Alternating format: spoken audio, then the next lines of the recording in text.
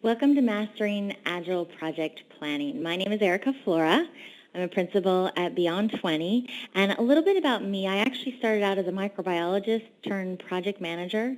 Worked in the pharmaceutical industry within IT, got my PMP certification, my PGMP, and I led a number of traditional, what people are now calling waterfall type of projects. And my projects were on time, they were on budget, but it wasn't for lack of pain and suffering and monumental effort. And what I started realizing when I started learning about Scrum and this other way of kind of approaching projects, that there was a better way of doing things.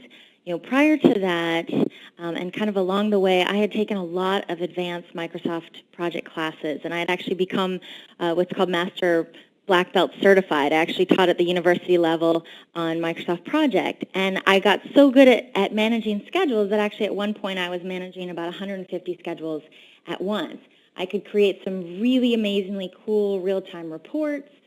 I created some really great project management plans along the way too that would make you swoon. However, what I've learned over the years after starting a business, after taking a lot of Scrum training, and that's what those certifications are at the bottom. I'm a certified Scrum Master, product owner, and certified Scrum professional, is that the world's most beautiful schedule cannot replace, and the world's most beautiful plan cannot replace and will never beat being able to quickly deliver products and services to customers. We are no longer in an age where big companies will necessarily eat the small companies, but we're rather in an age where the fast will eat the slow. And part of that is looking at differently how we plan projects. And so this topic today is really near and dear to my heart because it's changed how I lead projects, how I think about them, beginning to end, and hopefully this will be useful to you as well. Okay, so today we're going to start by talking about how I learned, probably how you learned how to plan a project, and kind of the traditional approach. We'll get into some of the myths, some of the challenges associated with the way that we have been traditionally planning out our projects. We'll compare and contrast what that looks like when you start thinking about planning from an Agile approach, and break down some of the details and talk about how you plan and when you plan and at what level and who does it and all that kind of stuff.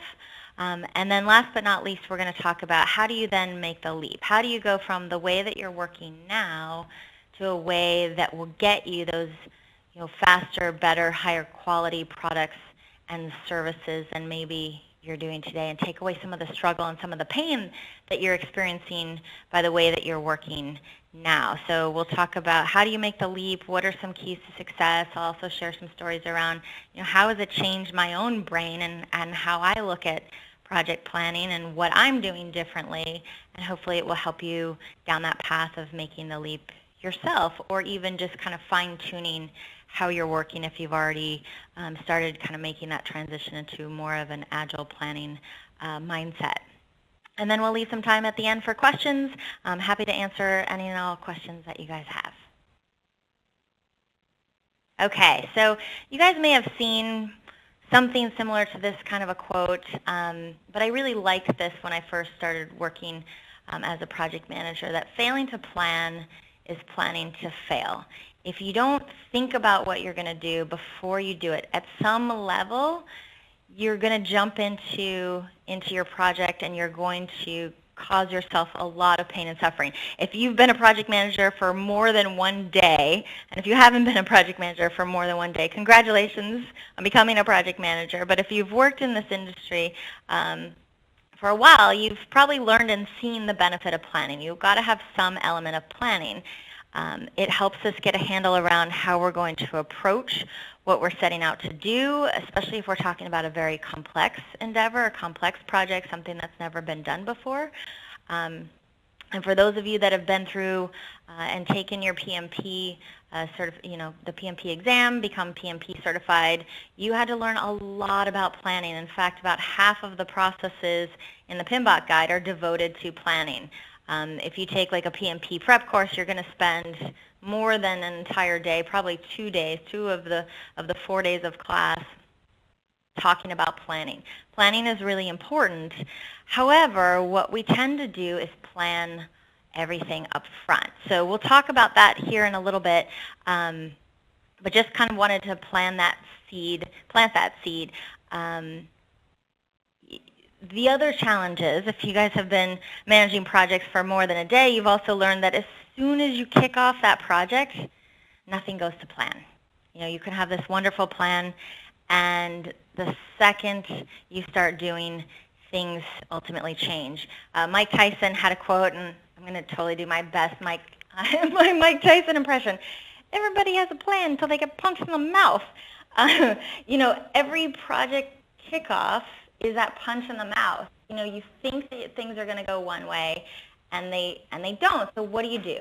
So let's kind of change gears for a minute, and I'm going to tell you guys a quick story. So a salesman, we'll call him Ted, he's flying across the country to go to California, and the plane flies over the Grand Canyon. He's never seen the Grand Canyon before, and a seatmate leans over and tells him, you know, the Grand Canyon has been around for 6 million years. And Ted's like, I did not know that. That is really cool. And so 6 months later, Ted finds himself flying again across the country, flies over the Grand Canyon, and now armed with this new knowledge, he leans over to his seatmate, someone that has never seen the Grand Canyon before, and he proudly says, you know, the Grand Canyon has been around for 6 million years and 6 months. And my notes say here, pause for laughter, so I'm going to do just that. So let me ask you, why did I share this silly story? The reason I did so is because we as humans, we so very much want to be precise. We want to be precise even though we may not be at all accurate. You know, we don't know how old the Grand Canyon is. And yet we do the same thing when we approach our projects. You know, we spend tons and tons of time. We go and we disappear into a room. We pull out all of our project management tools, and we'll say, okay, based on this equation and these assumptions, this project's going to cost us exactly $1,427,000 and 32 cents. You know, it's going to take us 42.675 weeks. It's going to take 247.35 man hours. You know, we want to be precise, but yet that's probably not accurate. And so what we want to do is, instead of spending all this time at the beginning of a project at exactly the point in time where we know the absolute least, we only want to spend enough time so that we can just get roughly accurate to be able to start the project. We don't want to way overdo it. What we tend to do is we way overdo it, we try to be precise, and we lull ourselves into this false sense of security that if we just spend a little bit more time or get just down to the exact dollar or the exact hour, that everything's going to turn out fine. The problem is, because we don't know anything at this point, we have no data to go off of other than maybe some historical information. We don't know those kinds of things. We don't know what pitfalls we're going to fall into, what surprises we're going to face, how much things are actually going to end up costing, how long things are actually going to take. So you're doing a guess. If you guys have heard of swag, scientific, wild guess, right? The other problem that we have is when we're guessing at this point, we are sometimes held to that guess. I've had this happen to me plenty of times where you say, well, I think the project's going to take this long, and then you're automatically held to it. And at this point, you're acting as a fortune teller. You don't know. You're using information that you have, but that information, as soon as you kick off that project, could be entirely wrong. We also spend or waste too much time at this point. You know, if you're spending a few days coming up with this information around how long things are going to take, how much they're going to cost, and say you're spending hours or days, I've seen, you know, in some bigger projects, weeks, maybe even months, you're wasting time that you could be doing. That time is better spent doing. So a better approach is just to plan enough so that you can get going, so that you can get moving, you can start doing, gather data, get feedback from our customers, and then use that data to replan and actually make a much better plan than you would have just blind up front. So the way that I like to think about it, and this is kind of my background in microbiology, I approach things from the scientific perspective, is you want to think of yourself more as a scientist, because at this point, you only have a hypothesis. You haven't tested out that hypothesis at this point. So you want to test out that hypothesis. What you will find from testing out that hypothesis a lot of times is very surprising, but you can't make conclusions until you actually test something out. You'd be a pretty terrible scientist if you just had a hypothesis and never tested it to see if it's actually valid. It's based on this fallacy that if we come up with a plan, then we can just drive according to that plan. We can just go in a straight line versus course correcting along the way and doing what's called inspecting and then adapting based on what you find. So let's look at another example here really quick. All right, imagine you're planning going skiing. You look at the map, you gather a rough plan, you might prepare a bit. However, when you get to the top of the mountain and you're getting ready to descend, you're using the data that's in front of you. And if you're like me, you're looking at this mountain here, and you probably will freak out and cry and decide not to go down the mountain. But let's assume that you are going down this mountain. You may have the best, well laid out plan, but you're going to course correct based on what you see. It would be crazy and it would be super dangerous to say, no matter what I see on that mountain, I'm sticking with the exact route that I planned for myself. You wouldn't do that. Hopefully we wouldn't do that, right? No, instead you'd make hundreds of small decisions as you go down the mountain, sometimes at the last minute. You know, sometimes you could veer off pretty far from where you had originally thought you were going to go. But you do it in real time. You do it quickly so that you get down faster, maybe more safely, maybe so that you have more fun and more jumps and things like that. But the reason why I use this analogy is that we do this instinctively in our lives. And yet when it comes to managing projects, we tend to behave very differently. You know, many years ago, I used to often utter the phrase, plan the work and then you work the plan. But what if that plan is wrong? And it could absolutely be wrong. I've had many plans be very, very wrong until you test them out. You know, you made that plan, and it's not our fault. We made that plan before we summited the mountain. And then when we got to the top of the mountain, we had a very different perspective. And there's a great saying that comes from the Swiss Army Survival Guide, and it says, when you're lost in the woods, if the map doesn't agree with the terrain, in all cases, believe the terrain. Does that make sense? When lost in the woods, if the map doesn't agree with the terrain, in all cases, believe the terrain. What happens is we get married to the plan and we think for better or worse, richer or poorer, often it's poorer, and things take longer, and more painful than we ended up thinking it would work out, but we tend to want to hold on to that plan and stay married to that plan rather than look at the reality that's in front of us, get some reality in front of us, and make decisions based on that. So it's definitely a mind shift from where we've come from in terms of looking at our plan as the plan is perfect, the plan is infallible. The plan is very, very imperfect, and we have to come to terms with that. It's a reality that really needs to be guiding how we run our projects.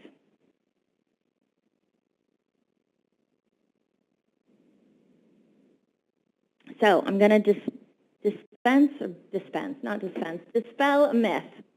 I hear this from folks all the time, that there is no planning or there's less planning in an Agile project, or there's less documentation in an Agile project than there is in a traditional, waterfall type of project. And that is just not true. You do the same amount, if not more, planning in an Agile project than you would in a traditional project. You just plan at different times and you plan at different levels. Think of it more as continuous shorter term planning versus what you might be used to in upfront, longer term planning, which is actually less accurate. So continuous shorter term planning is definitely how you want to think about it. If you've heard the term just-in-time manufacturing, this is the same kind of idea, but it's just-in-time planning. So the next couple of slides, we're going to talk through the different types of planning. But if you remember from like taking the PMP exam, you probably heard this term progressive elaboration. That's the way that you want to think about it. You don't want to spend a lot of time planning out. In 6 months, Larry's going to spend 25% of his time on this task that I have perfectly laid out as part of my Gantt chart, because in 6 months, we have no idea what the state of things are going to look like. We don't know if Larry's going to be available. We don't even know if this task is even going to be something that is the same as how we planned it. So you don't want to waste time planning stuff way, way out in the future and do that upfront, longer-term planning. Instead, you want to kind of shift your mind to more of a continuous, shorter-term planning horizon.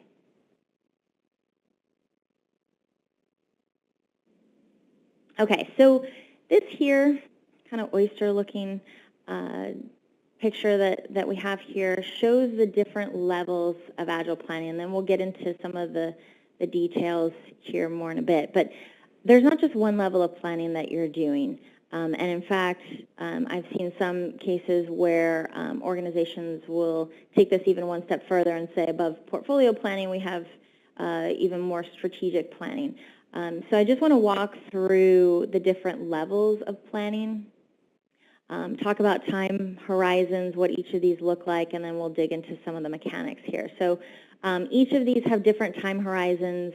Each of them have different people, different stakeholders involved. It's one of the things you'll find too when looking at an Agile project is that it changes, who does the planning changes. Traditionally, I remember when I was leading more traditional projects, I was responsible for all the planning. You know, I was accountable for the project. I did it all.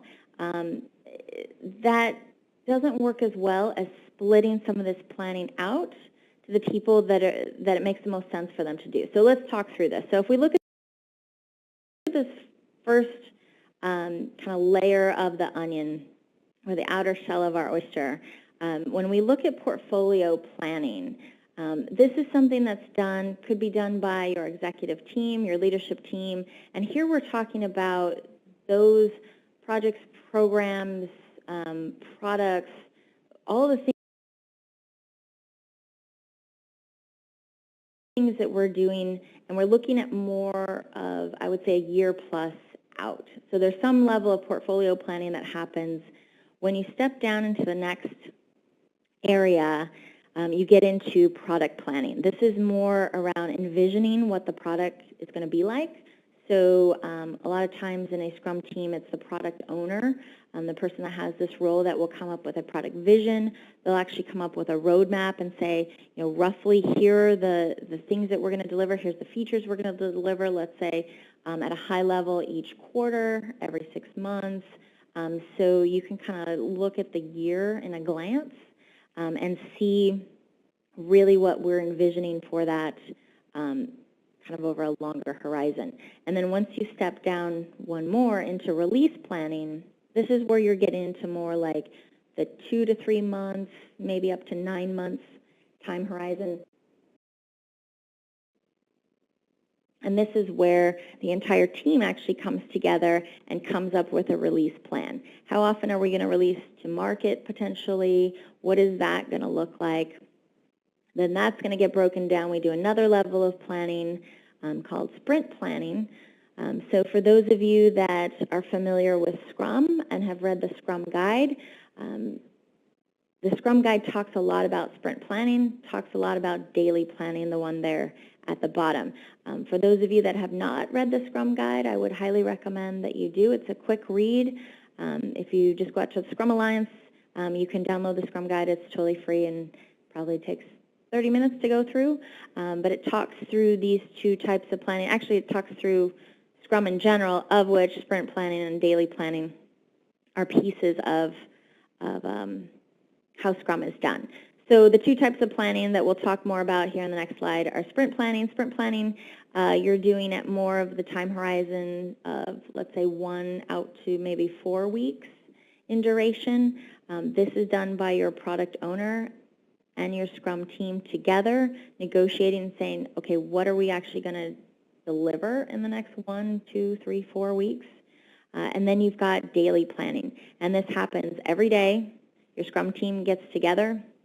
So instead of in like the traditional project where you get everybody together once a week and you maybe meet for an hour, here you're meeting for a quick 15 minutes or less, and you're just simply saying, what did I accomplish yesterday to help the team? What am I going to accomplish today to help the team? And where am I stuck? Where am I blocked? Where do I have roadblocks that I need help with? And so what I've found is that this daily planning also helps kind of connect the team, helps everyone regroup, and you get a lot faster because you're not waiting to hear everyone's status report, at the end of the week. You're listening to what the team is saying in real time, helping remove roadblocks as needed, and making sure that progress continues and it happens quickly.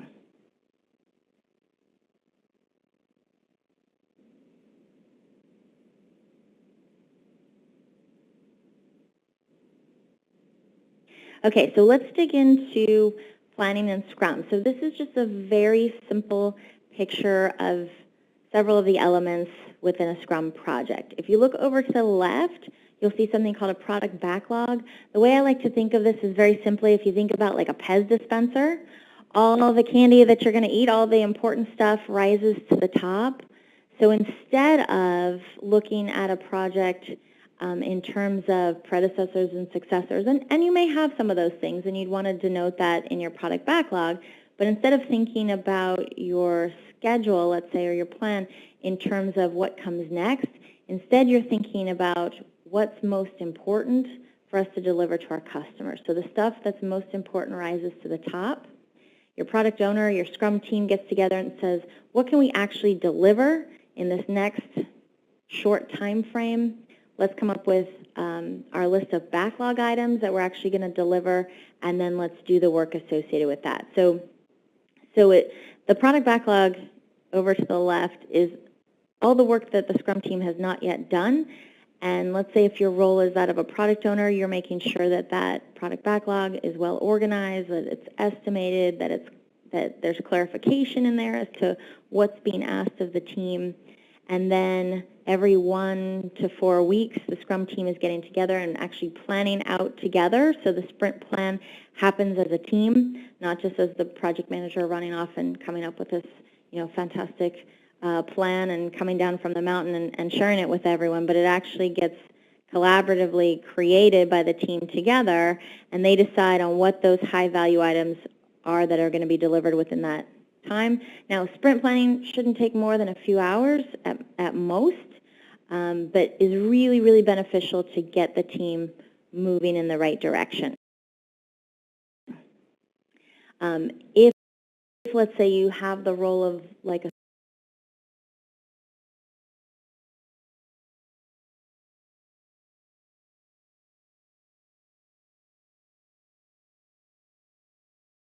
Scrum Master in the Scrum team, then how you'll be involved in that sprint planning meeting is to help prepare for the meeting, help facilitate it, make sure it's productive, it goes smoothly, but you're not actually doing the work associated with making commitments as to what's going to be delivered.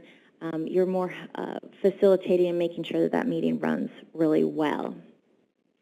So that leads to that bigger circle that's in the middle, the 1 to 4 weeks, and then if you look to the top left, you'll see that every 24 hours, this is where you're doing your daily check-in, what's called your daily stand-up, and you're replanning kind of in real time as you go through that sprint. And the end goal is to have something to show at the end. You want something that's called potentially shippable. You may or you may not actually ship it, but something that is potentially shippable, something to show, some sort of a product to show at the end that you can get feedback on.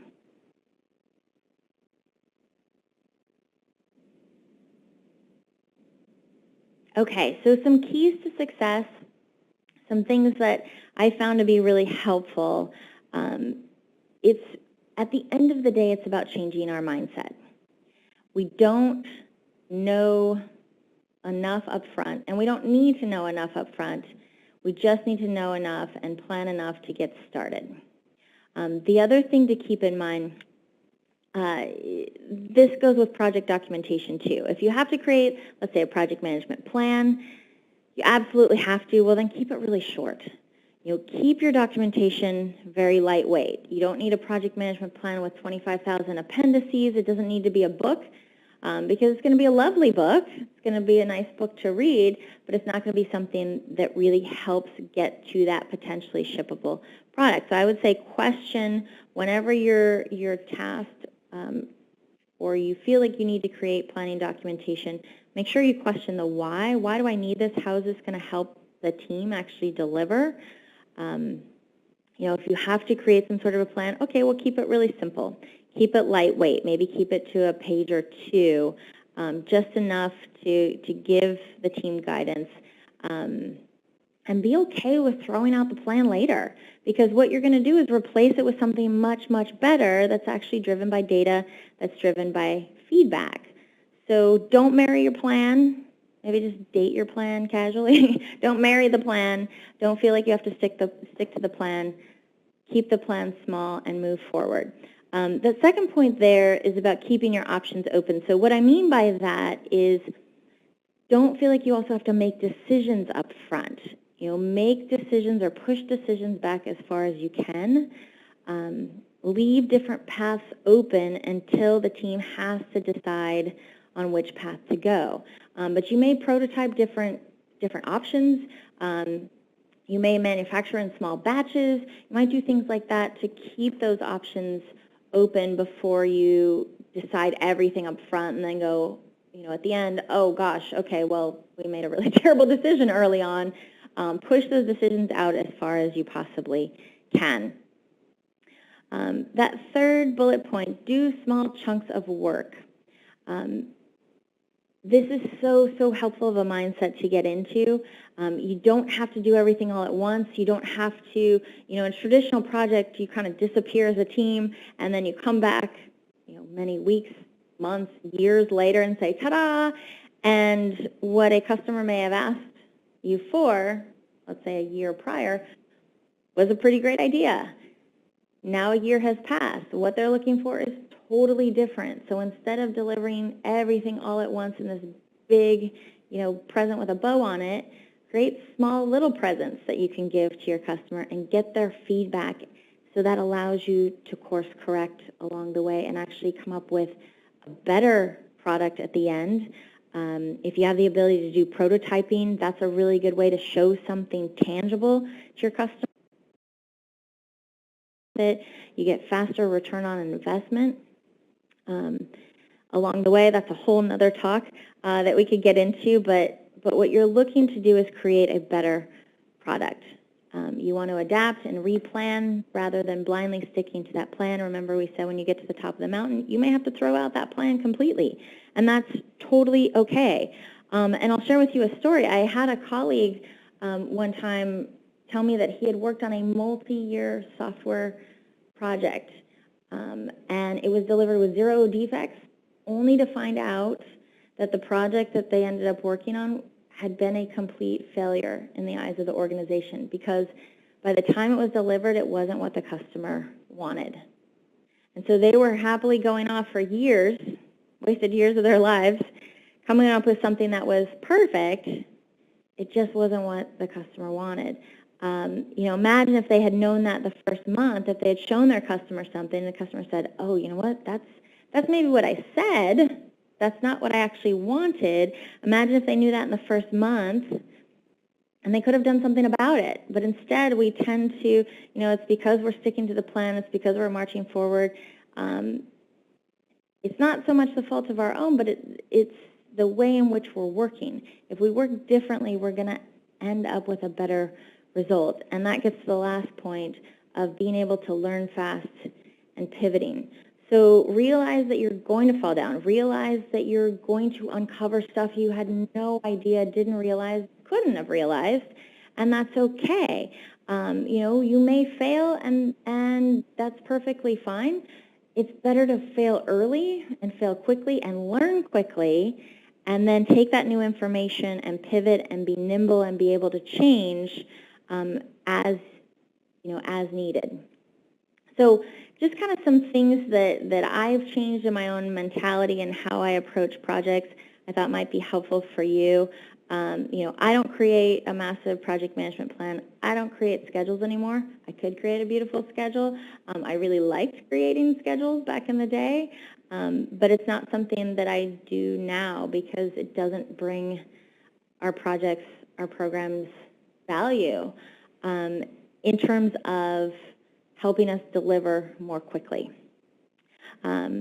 So I don't do massive plans. I don't do schedules. I don't create work breakdown structures. Instead, that has been replaced by product backlogs, which are prioritized lists of work potentially to be done.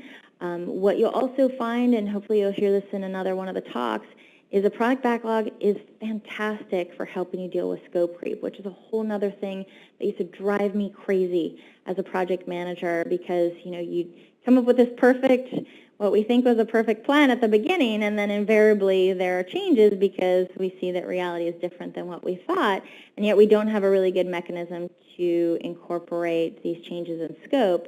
Having a product backlog alleviates a lot of that pain. So I encourage you that if that's a challenge that you're facing, to look into more of how a product backlog can help. The other thing that I've learned over the years is that I don't do it all myself. In fact, I shouldn't do it myself. The ideas of your team are much, much better than the ideas of you by yourself. And project planning is one of those things that should not be done by us. It should be done by our team. It should be done by the folks doing the work. They're going to have the best input.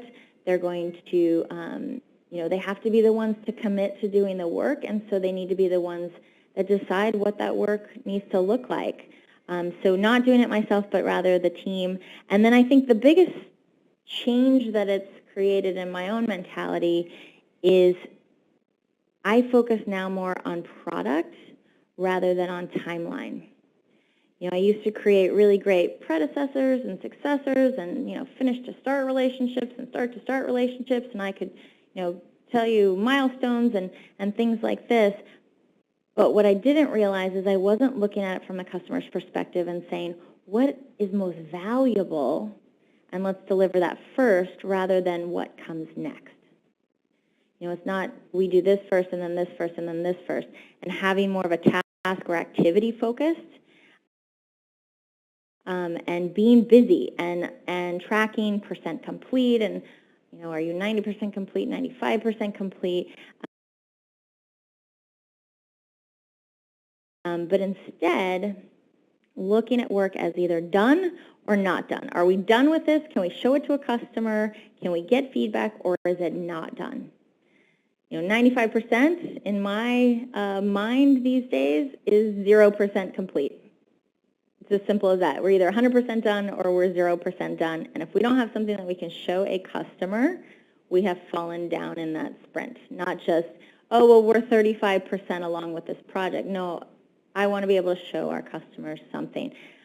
So it's about delivering what's most valuable and focusing more on the product than focusing on the activities and how the work should be structured. So just some kind of key takeaways. And one more thing, actually, now that I'm thinking about it, I mentioned this before that I don't really create schedules anymore. What has replaced that for me are Post-it notes. I really like them because they're visual. They're visible not only to your team, but to leadership. They're mobile, so if the team needs to move around how work gets done or when it gets done or the progress of that work, and they want to move it into different stages so folks know where that's at. I found that I've actually gone a lot more low-tech, and I found that to be a lot more helpful in delivering products and services much, much more quickly.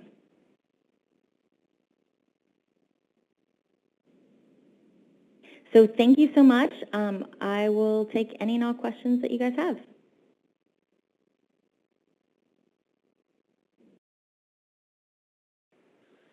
And thank you for that presentation, Erica. And we're going to move right into the Q&A session. I love what you were just saying there at the end there, though, about planning and Microsoft Project. And one of the things I learned in Agile that made so much sense to me was to not fall in love with your plan, right? How many times have we been on these huge projects where we develop the plan right at the beginning, but then it seems that the whole project is about managing the plan and not necessarily producing the work. And so I think a lot of people are struggling a little bit with the iterative approach as it turns to scope and resources and budgets. And let's start there. So one of the questions that came in was, if upfront planning including estimating the cost of the project, then how do you get to a project cost in an Agile methodology? How do you get to the project cost? Yes. So how do you determine budget? Yeah, so I think you have to kind of look at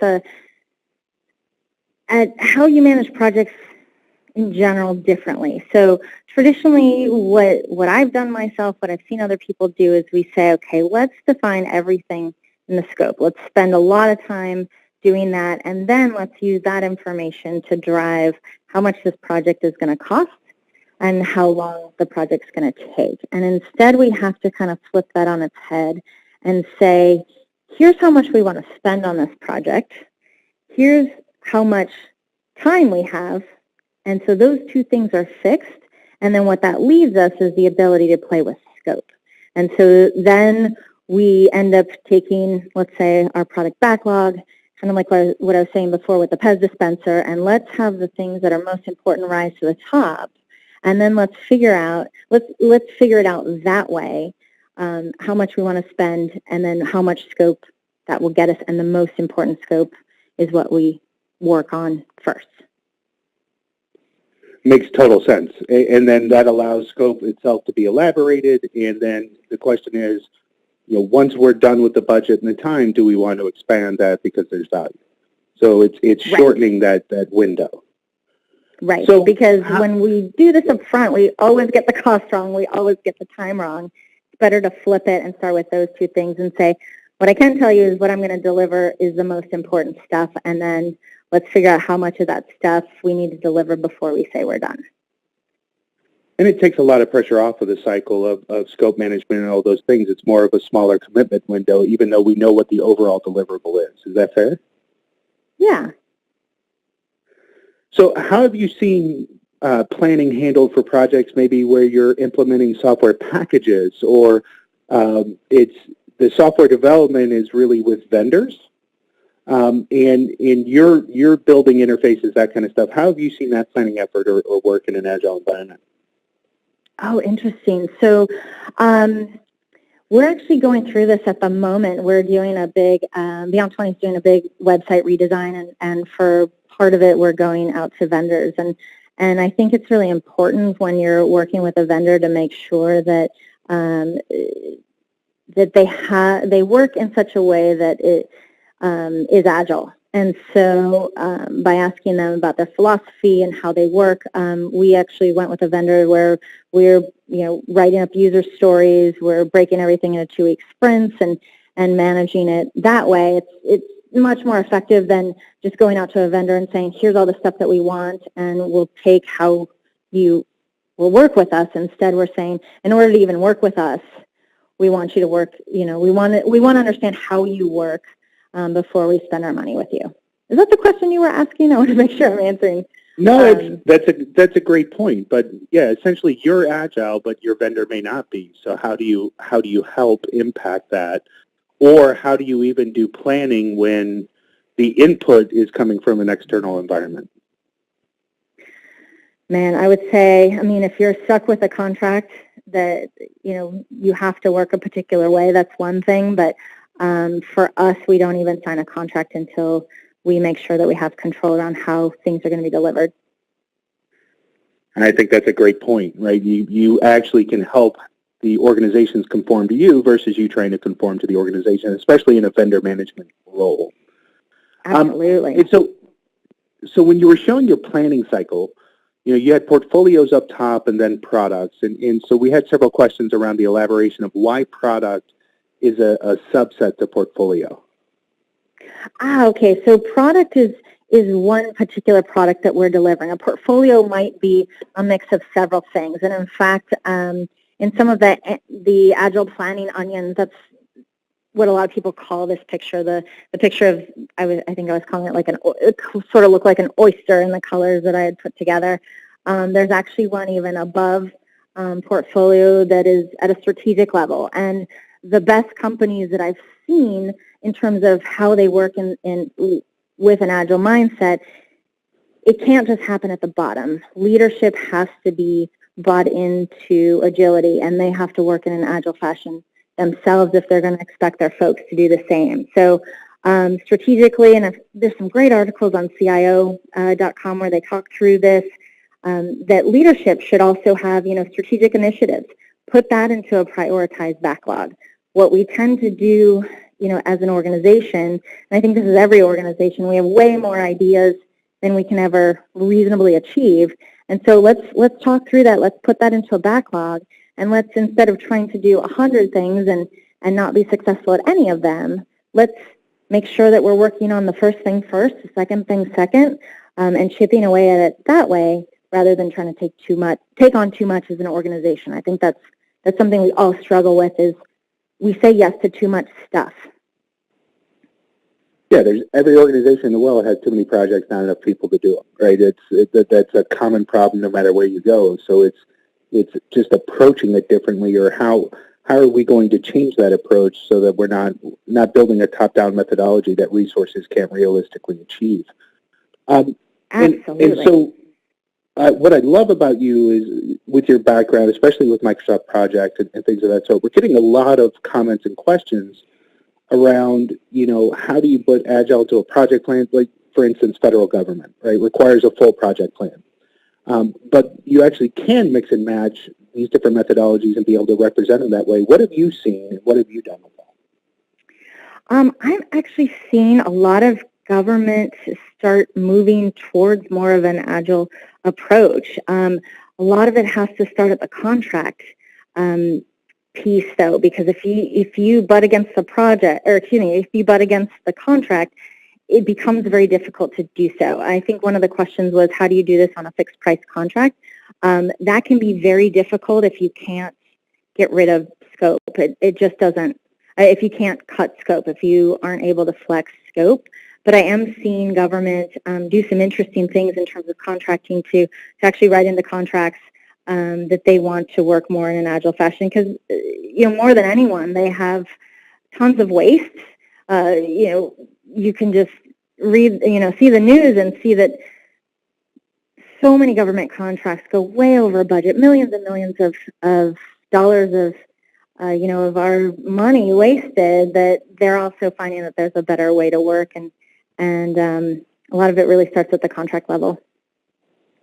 And what I love about this approach, I'm just going to elaborate on something that I've seen that was really successful, because when you're speaking in fixed price contracts, you're speaking government contracts, any of those types of things, almost 80% of the time, we're going to blow one of those things. We're not going to meet scope, or we're going to be over budget, whatever those may be. And so, the thousands of change requests that come through, what I've seen be really successful is to have a waterfall approach a little bit to the front part of signing the contract, but then saying, look, we're going to contract for 12 sprints, and you've got enough work here for 17, but we're going to do 12 sprints, and then we're done. And whatever it is that we're going to be able to put into those 12 sprints, that's up to you, but we're not going to fix the scope in terms of deliverable.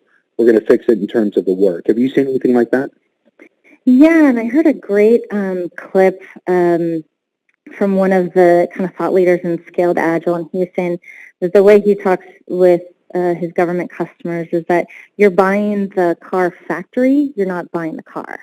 And so we're going to deliver the most important parts of the car, and let's focus that way, rather than let's try to sell you this car and then we're going to have 1,000 change orders and run way over budget and scope and not make it a good use of money.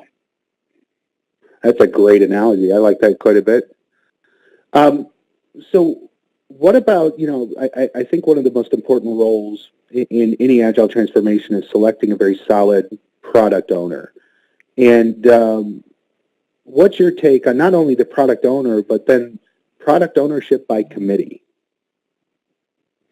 Oh, interesting. So, you can have product owners that are by proxy, but you need somebody that understands the product, that is available, and that can make decisions on behalf of the business. I think there's certainly folks that are good candidates for that of a product owner, and I hear a lot of customers say, well, it makes sense to pick somebody from the business, but if the person from the business is not available to be able to make those decisions, they're not a good candidate. They can certainly support the product owner, but they're not a good person for that kind of a role. I think that's a great point. Another great question that came in and was, how do you communicate to executives that state they or still demand waterfall type reporting, but then are pushing the Agile methodology when running your projects? How do you work with that? Oh, interesting. So I think one of the most important questions we can ask is why. Tell me what decisions you're trying to make. Tell me, why you need this information the way that it is. And I think if you start with what decisions are you trying to make, that can uncover a lot of stuff rather than saying, okay, I'll do this report for you. I think that's pretty damaging, especially if they're wanting to go Agile but asking for old things. I think you have to educate them a bit as to where the disconnect is. They may not understand what, being or having organizational agility is if they're still asking for the old things. And you have to kind of talk them through that the reporting is going to look different. Here's why we're doing this. Tell me what you need, why you need it, and let's figure out how we get you that information without going back to the old way of working. I think what that question kind of tells me is maybe not a full understanding from an executive level, or it could just be their own personal resistance to change. I had one customer tell me, fix everything, but don't change anything. And that's impossible. That's an impossible task. Things are going to get that in writing for contract terms? Yeah, that's great. Right.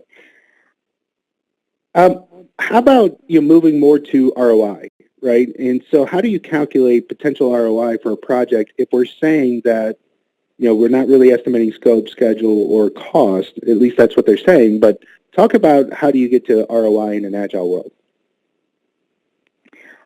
Interesting. Okay, state that question again. I want to make sure I'm answering.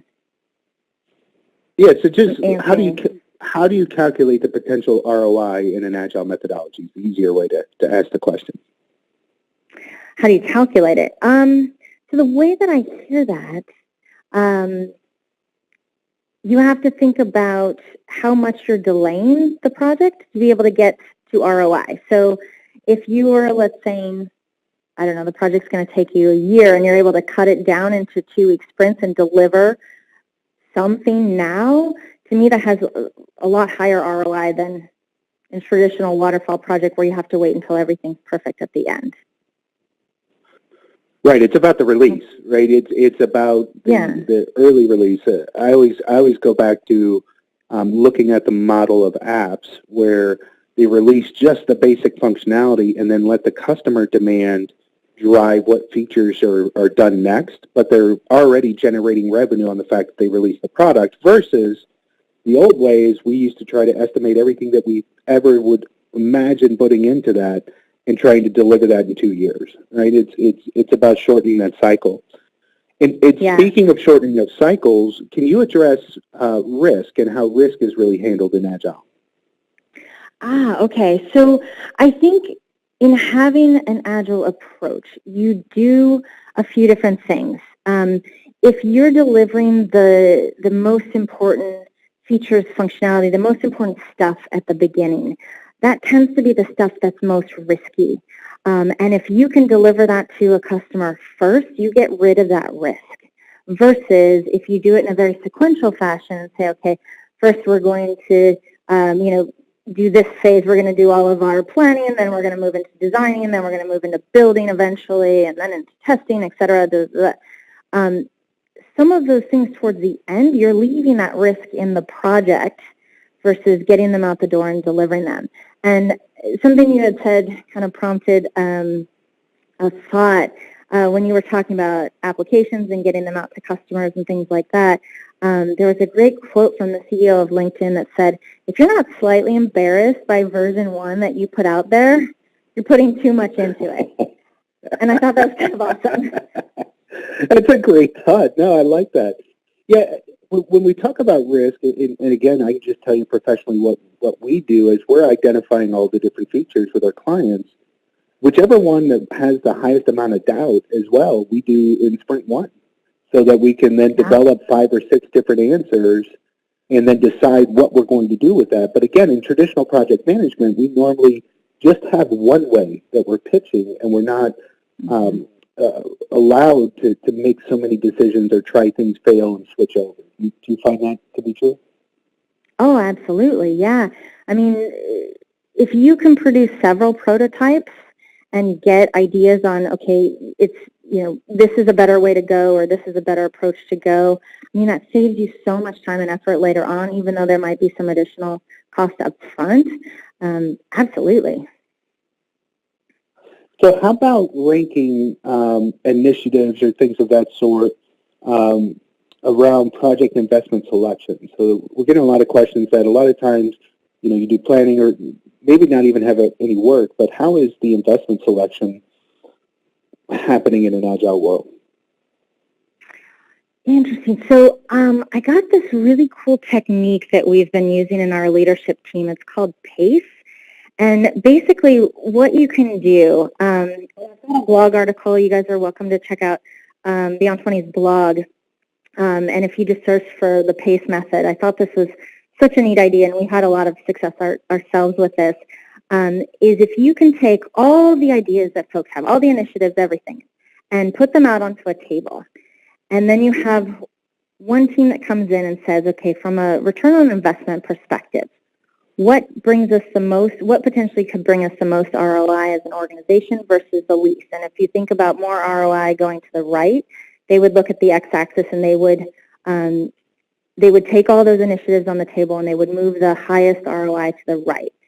And then you'd bring in a technical team, and this may be the same team, this may not, but folks that can speak more to the technical side versus the business side and say, how much do we think this is going to cost?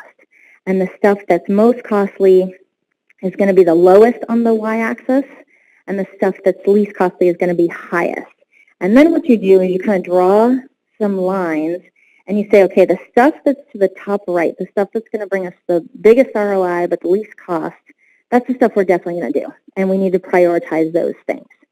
And then the next kind of segment, that's stuff that's maybe a little bit more costly, maybe a little bit less ROI. That's the stuff that we might do later on once the initial group of initiatives are done. And then we have a third bucket that's, a little bit more costly, a little bit less ROI, and we say, are these things we're going to do? Maybe, maybe not. And then that last section, that's high cost, low ROI, we just say, you know what, we're not going to do those things. And so we just get rid of those completely. And it frees you up to think about and to work on and focus on those things that are most important as an organization. And the blog goes into a little bit more detail, but I just thought it was kind of brilliant because we always have way more ideas than we're ever going to do. And we tend to allow all that stuff. People try to leave stuff on a product backlog. You say product backlog, it's like thousands of items. And people go, well, wait, hold on. We might maybe one day do those kinds of things. It allows you to have a conversation amongst your leadership team and say, no, we're not going to do those things. We need to just get them off the table completely, literally and figuratively. Yeah, and I love that answer, by the way. I think one thing I don't think we've really addressed yet on any of the sessions is the advantage of Agile around project cancellation. Right, so if we take what we just talked about a couple of questions ago, talking about architecture spikes, right, so that's where we take the riskiest thing that we think we have to do, and we do that first. But, so let's say we get through that architecture spike, and we find out we're not able to do this Talk about the benefits of Agile around project cancellation, what that really can mean to an organization. Yeah, if something's not going to work, man, I want to know that quickly because everything we work on has an opportunity cost. If we're doing this, we're not doing something else. And I'd rather know that 2 weeks in than 2 years in. And now we've wasted all this time. I mean, the most precious commodity we have is our time. And now that's been wasted on something that, I'm sure we've all worked on projects that you spend months, years of your time, and then it never is used. It never, fully is at all what a customer wants.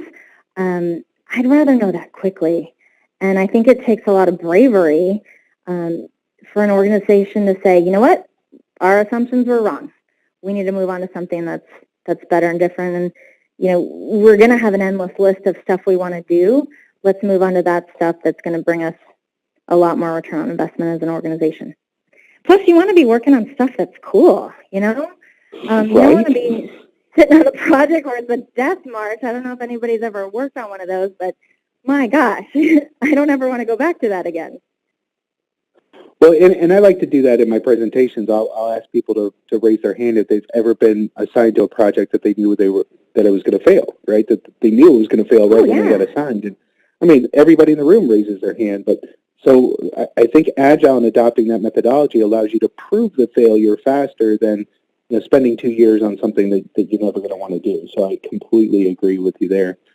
I've given you some tough questions. I want to lob you a softball right now. What are two must-read books? Yeah, 2 must-read books. So I really like Jeff Sutherland's book. It's called The Art of Doing Twice the Work in Half the Time. I think it's a really approachable read. In fact, I had my sister read it. She doesn't work in tech or in anything related to what I do, and she thought it was awesome. And I think it's an approachable book to give to an executive, and let them read and learn for themselves. It's well written, and that one's really good. I think that's a good kind of start for folks.